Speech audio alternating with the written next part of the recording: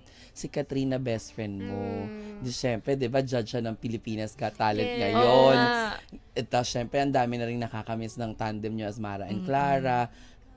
Kayong dalawa ba, meron ba kayong moment na napag-usapan? Gawa tayo ulit ng teleserye, gawa tayo ng project ulit. Gusto namin, pag nagkikita kami ang magkaibigan na hindi kailangan laging mag-usap. Pero pag nakita kami, parang akala mo na doon pa rin yung Low it's as if, maintenance. low maintenance ba yung tawag doon? Oo, ganun kami. So parang, ang happy ko sa kanya, bilang ate na to para magpapaka-ate ako. Kasi sa lahat ng mga pinag-uusapan namin noon, nung nagsisimula kami, more than yung nangyayari sa kanya. Kaya, sobrang blessed and deserve niya kasi hindi to dahil sa sinasabi ko to dahil kaibigan ko siya. Napakabait kasi talaga ni Catherine. True. Bilang anak, bilang kaibigan.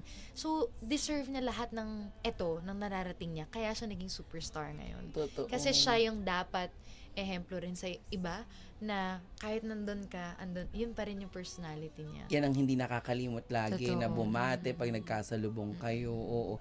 Ngayon, ito na, kayo na yung nandyan sa mga nag-a-advise, di ba? Nagpapakaate na kayo, gano'n. Sabi niya, nagpapakaati na. Di ba? Nagpapakaate kayo. Marami ng mga bagong